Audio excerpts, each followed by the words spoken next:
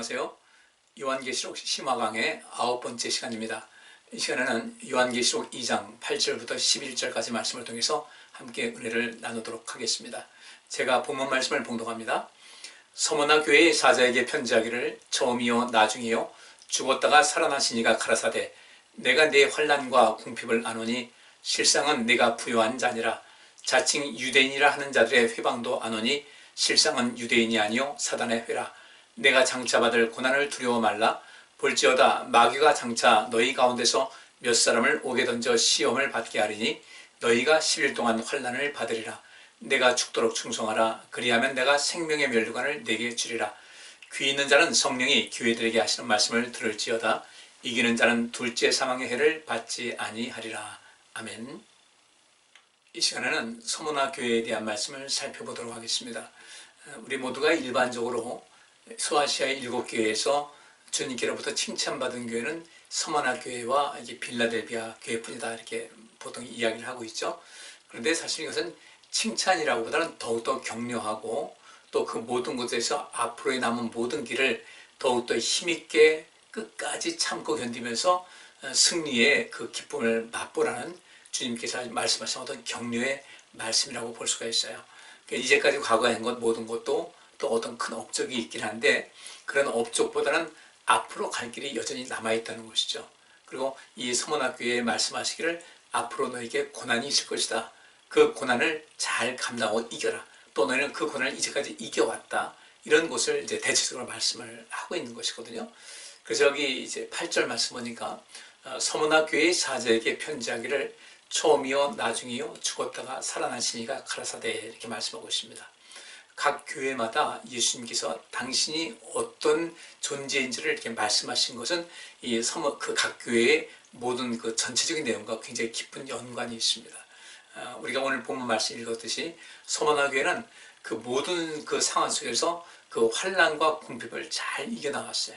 그래서 내가 너의 환난과 궁핍을 잘 알고 있다. 근데 실상은 너는 부요한 자다. 이것이 사실 오늘 그 말씀 속에서 살필 수 있는 그런 그 그리스도의 비밀이거든요. 하나님 나라의 비밀이 여기 담겨 있는 것인데 여기 보니까 요한에게 그 말씀하십니다. 자, 내가 너에게 전하는 이 말을 너는 기록해라. 또 그것을 이제 전하라는 얘기죠.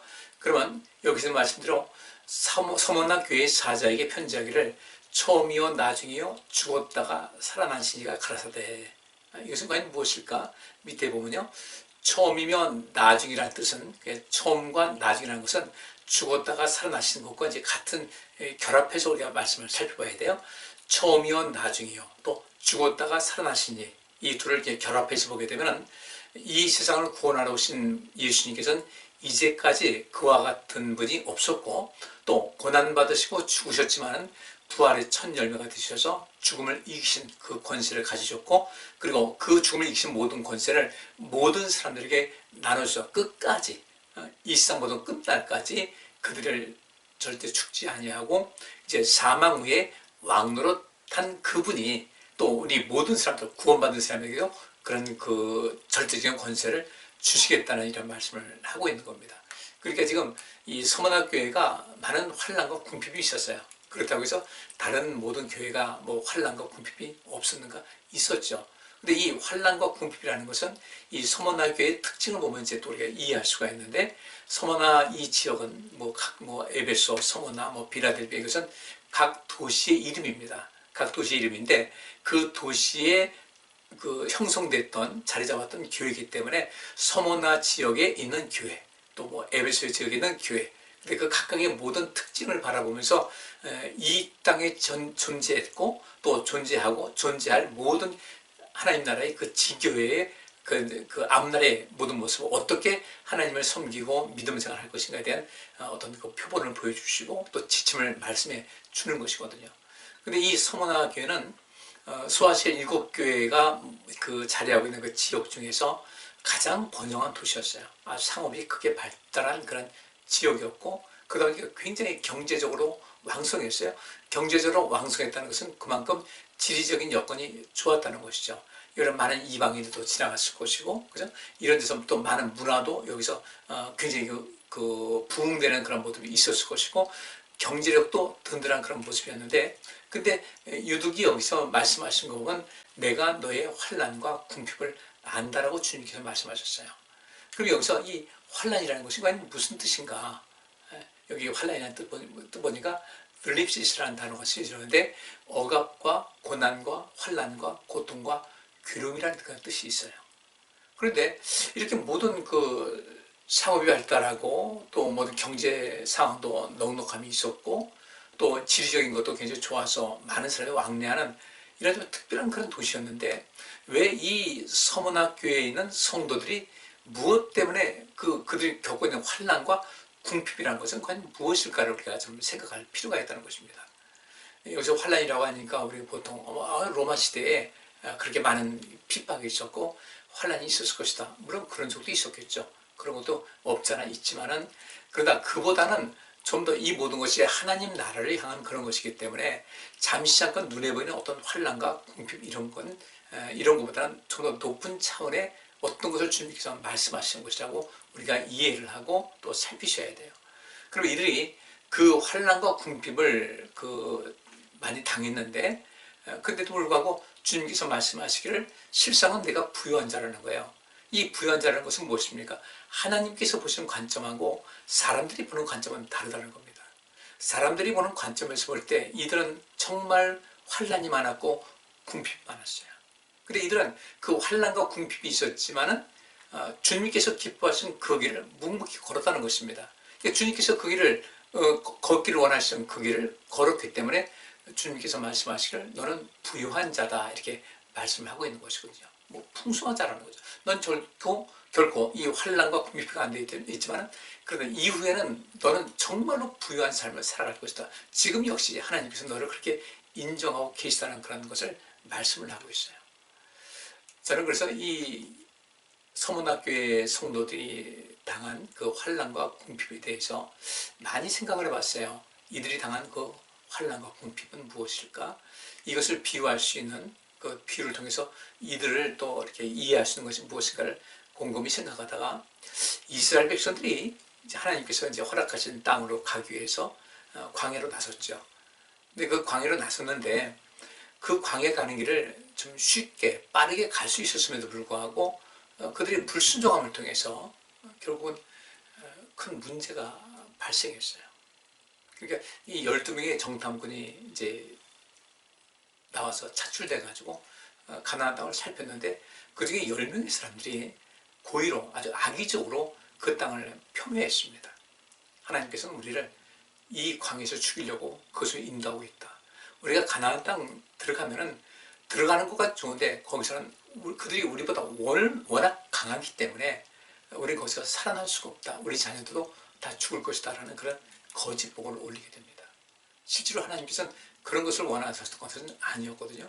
근데 그 가운데서 여호수아와 갈렙은 뭐라고 합니까?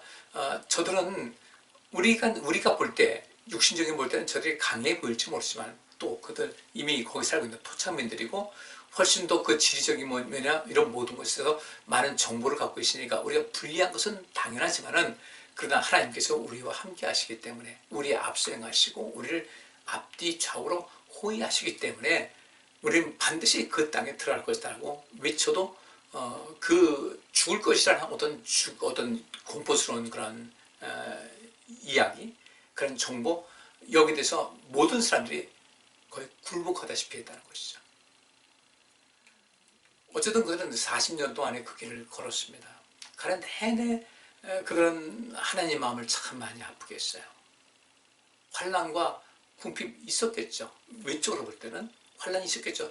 아니 내가 안정된 집에서 사는 것하고 광야에서 텐트를 치고 사는 것하고 뭐 차이가 있지 않겠습니까? 그럼에도 불구하고 그 속에서 하나님의 베푸시는 손길을 바라보는 믿음의 눈을 가졌다면 비록 그 길이 좀 험하고 또 여러 가지 불편하고 또 때로는 여러 가지 먹는 것도 이전에 애국에서 먹었던 그런 모든 것 그러니까 거기서 농사를 지을 수도 없는 것이고 그렇다고 그 40년 동안 지내는 가운데 뭐 항상 그 뭐 짐승을 잡아서 단백질을 보충하는 것도 아니고 분명히 뭔가가 불편함이 많이 있었을 것은 사실이라는 거죠. 그런데 그들이 결국 마지막에 갈 곳은 무엇인가 봤더니 젖과 꿀이 흐르는 땅이었어요.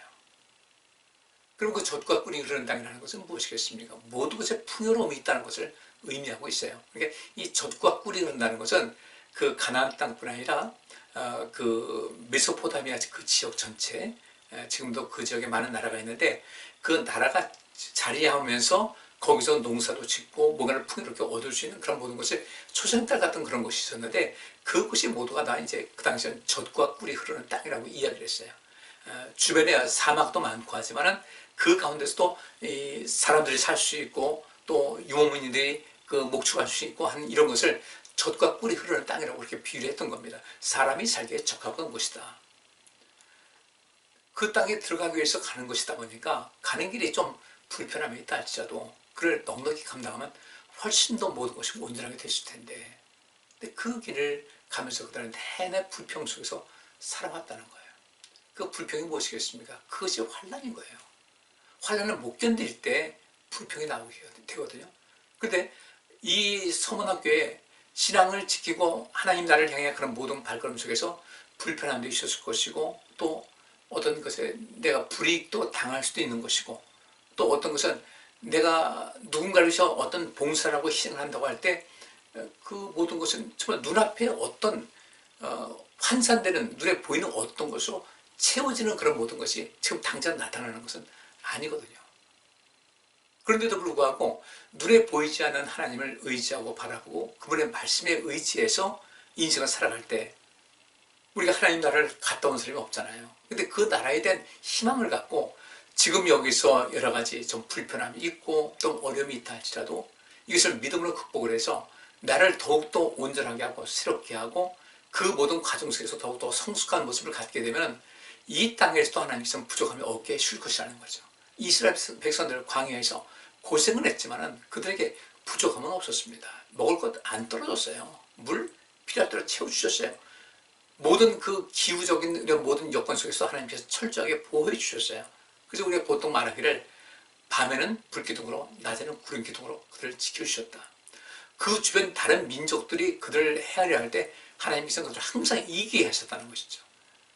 이런 속에서 불편함은 분명히 있지만 그 속에서 감사의 조건을 찾고 그 속에서 하나님의 그 도우심의 손길, 눈에 보이지 않는 그 손길을 바라보고 있었으면 모든 것 충분하게 됐는데 그렇지 않고 자꾸 육신의 편안함과 세상적인 개념을 바라보다 보니까 그들은 광야에서 성인으로 나온 사람들은 뭐 거진 다 죽었다고 우리가 말할 수 있죠. 결국 하나님께서 허락하신 가나안 땅을 들어가지 못했어요. 약속의 땅에 들어가지 못했고 젖과 꿀이 흐르는 땅에 들어가지 못했던 겁니다. 근데 이 서문학교의 성도들은 비록 신앙생활을 하면서 내가 포기할 것도 있고 하나님 말씀대로 살다 보니까 세상 사람과 좀 다른 부분이 있고 내가 또 이런 모든 것을 사람이니까 어떻게 욕심 있지 않겠습니까? 이스라엘 백성들 광야에서 계속 외치는 것이 나 고기 먹고 싶다, 부추가 먹고 싶다, 뭐가 먹고 싶다, 뭐가 먹고 싶다. 사실 하나님께 필요한 것을 달라고 하면 채워주시는 것이거든요. 2번이나 하나님께서 메추라기 떼를 동원해서 그들에게 고기를 먹여주셨어요. 그러면 2번을 먹이신 하나님께서 앞으로도 안 먹여주시겠어요? 그런데도 불구하고 그 조금 불편하다고 해서 조금 더 세상적인 그런 모든 것에서 내가 좀 뭐랄까 거기서 소외되는 것 같아서 지금도 그렇죠. 우리가 이 세상 살다 보면 그래가지고 자꾸 세상을 가까이 하다 보니까 문제가 생기는 것인데 우리가 세상을 가까이 하지 않고 주님을 가까이 하고 인생을 산다고 할 때 실제로 크게 불편함이라는 것은 과연 있을까? 없는 거예요. 그 속에서 우리 충분히 살아갈 수 있어요. 믿음을 가지고 살아가는 사람들 그렇게 살아왔습니다. 근데 이 환난과 궁핍을 안다 너희들의 육신적인 생각입니다. 믿음을 가지고 살아갈 때 때로는 우리가 포기해야 될 것이 있고 또 하나님 말씀대로 살기 위해서 때로는 더 인내해야 될 것도 있고 또 사단과 이런 싸움도 있고 이 속에서 오직 믿음을 지키기 위해서 인생을 꿋꿋하게 살아가는 그런 모든 길을 걷다 보니까 이것이 환난이라고 할 수도 있고 궁핍이라고 할 수 있는데 하나님께서는 성경 역사 보세요. 아브라함에게 복 주셨어요. 이삭에게 복 주셨어요. 야곱에게 복 주셨고요. 성경 모든 말씀 보면 하나님을 의지하고 바라보는 사람들은 겉으로 볼 때는 궁핍하고 또 여러 가지 환난이 있는 것 같아도 실상은 다 이기는 사람이 되었다는 것이죠. 그렇기 때문에 결국 보니까 나중에 다 보니까 이들이 환난과 궁핍 가운데 있었던 것 같은데 실제로 나중에 보니까 그들이 부유한 가운데 눈에 보이지 않는 하나님의 손이 그들을 항상 지켜보아 하시는 가운데 항상 이기는 삶을 살아갔다. 서문학교에 주께서 하신 말씀이 바로 그런 것이에요. 그래서 우리가 이스라엘 백성들이 광야에서 겪은 고난은 미래의 영광의 전주곡이었거든요. 근데 그들은 광야에서 좀 불편하다고 해서 그것 때문에 원망하고 불평하다가 결국 약속의 땅에 들어가지 못했다는 것이죠. 자, 데살로니가후서 1장 4절 보니까 그리고 너희의 참는 모든 핍박과 환난 중에서 너희 인내와 믿음을 인하여 하나님의 여러 교회에서 우리가 친히 자랑함이라. 아멘. 그러니까 이 데살로니가 교회도 마찬가지고 또 이 서머나 교회도 마찬가지고 그 모든 핍박과 환난 중에서 너희 인내와 믿음을 인하여 하나님께 자랑거리가 됐다는 이런 얘기거든요. 그러니까 우리가 이 서머나 교회의 그 장점을 보게 되면 이들에게 인내와 믿음이 있었다. 또 믿음과 인내가 있었다. 우리 성도님들 믿음을 가지시고 또 인내를 가지시고 인내를 갖고 있으면 믿음도 자라게 되고 희망도 자라게 되고 믿음이 있으면 인내가 되거든요. 약속의 땅을 바라본다. 하나님 말씀에 있는 그 약속 우리가 절대로 그 의심하지 말고 그 말씀을 굳굳이 지키고 살다 보면은 우리는 반드시 내가 부유한 자라는 그런 평가를 받게 된다는 것이죠. 세상적인 여러 가지 미혹된 것과 세상적인 어떤 개념 여기에 빠져 살지 말고 우리는 하나님 말씀 가운데 살아도 이 세상과 완전히 딱 동떨어진 그런 삶을 살지 않아도요. 하나님 말씀 가운데 살게 되면 훨씬 더 이 세상에서 더 영광된 모습으로 세상을 살아갈 수 있게 되는 거예요. 하나님께서 높여주시니까. 아브라함 얼마나 높여주셨어요, 하나님께서. 우리도 그런 삶을 살아갈 필요가 있다는 것이죠. 우리가 믿음 가운데 있으면 하나님께서 우리를 반드시 높여주신다는 거. 그 다음에 고린도후서 1장 5절부터 6절 보니까요. 그리스도의 고난이 우리에게 넘친 것 같이 우리의 의로도 그리스도로 말미암아 넘치는도다. 이것이 하나의 그 비밀인 겁니다. 그리스도를 위한 고난이 우리에게 넘쳤어요. 믿음으로 인생 살다 보니까. 그죠? 우리가 지금 신앙생활 하면서 어떤 받는 고난이라는 것은 무엇이 있겠습니까? 헌신하는 거, 또 뭐 봉사하는 거, 믿음을 지키기 위해서 어떤 세상 사람들이 여러 가지로 즐기는 그런 모든 것 속에서 우리는 거리를 두고서 우리의 삶을 살아가는 거 고난이라고 할 수 있어요. 근데 그것은 영광으로서 다가온다는 거죠. 그리스도를 위한 고난이 우리에게 넘치게 되면 우리의 의로도 그리스도로 말미암아 넘친다. 이것은 사도 바울이 경험한 것이었어요. 바울은 잘 나가는 사람이었어요. 쭉쭉 뻗어나 유대의 교인으로서 살았으면 그렇게 될 사람이었음에도 불구하고 그런 그리스도께서 원하신 그 길을 걷게 된 것이거든요. 그러다 보니까 하나님께서 그를 위로하시고 함께 하신 가운데 그 위로를 직접적으로 체험하다 보니까 두려울 곳이 없는 그런 삶을 살아갔다는 것이죠. 이것은 제가 아무리 말을 해도 우리가 이런 것을 직접 체험하지 않게 되면 그냥 이게 뭔 소린가 할 수밖에 없는 그런 것인데 우리 모두도 이제 하나님을 향한 믿음과 인내를 가지고 그 말씀에 순종하며 살아가는 것 이것도 어찌 보면 어려움이에요. 어려움이지만 그것을 하다 보면은 우리에게 좋은 열매가 있어 진정으로 부유한 삶을 살아갈 수 있다는 것을 좀 기억을 하셔야 될 것 같습니다. 고린도후서 4장 17절과 18절 말씀에 우리의 잠시 받는 환난에 경한 것이 지극히 크고 영원한 영광에 중한 것을 우리에게 이루게 하미니 우리의 돌아보는 것은 보이는 것이 아니요 보이지 않는 것이니 보이는 것은 잠깐이요 보이지 않는 것은 영원함이니라. 보이지 않는 그 세상, 보이지 않는 그 모든 결과물 이것은 엄청난 것이니까 지금 신앙생활 하면서 여러분에게 걸림돌로 작용하는 거 있지 않습니까? 내가 믿음 생활을 하려고 하는데 여러 가지 걸림돌로 작용해서 자꾸 내 믿음을 생활을 주춤하게 만들고 가라앉게 만들고 이것을 이겨나가는 것이 그 환난을 이겨나가는 거예요. 궁핍을 이겨나가는 거예요. 그런 모든 것에 나를 자꾸 믿음의 그 길에서 벗어나게 하는 그런 모든 것에 미혹돼서 끌려가지 말고 주님께서 원하시는 그 길을 걸어가자는 거죠. 이것이 어찌 보면 환난일 수도 있는데 근데 이 환난은 가치 있는 환난이기 때문에 어떻게 되는가? 영광이 있게 된다는 거죠. 로마서 5장 3절부터 4절 보면 여러분 잘 아시는 내용이 있습니다. 다만 이뿐 아니라 우리가 환난 중에도 즐거워하나니 이는 환난은 인내를, 인내는 연단을, 연단은 소망을 이루는 줄 알미로다. 환난이 왔을 때 그 다음에 그 환난을 잘 이기잖아요. 그럼 인내가 생겨요. 아, 이거 충분히 이길 만하다라는 그런 확신이 생기게 되고 그런 경험이 있게 되죠. 그 인내가 이렇게 계속해서 그 환난을 잘 이기는 인내로 인생을 살다 보면 거기서 형성되는 우리 믿음의 모습이 있습니다. 그 믿음이 결국은 영광이거든요.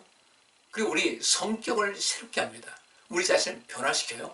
그리스도의 사람으로서 변화가 되고 하나님의 자녀로서의 어떤 영광된 모습으로 변화가 된단 말이죠. 이렇게 해서 이것을 이제 인내는 연단을 낳는다는 것이 바로 그런 의미인데, 그 연단은 그렇게 연단돼가지고 성숙하게 되면 사람에게 희망이 생깁니다. 연단은 소망을 이룬다. 이것이 바로 환난이 왔을 때 그것을 잘 이기게 됐을 때, 환난이 왔을 때 그것을 잘 이기게 되면은 이렇게 나중에는 더 아주 출중한 그런 믿음의 사람으로서 희망을 갖는 삶을 살아갈 수 있다. 성경에 우리에게 약속된 그런 부분입니다. 오늘은 여기까지 하겠습니다.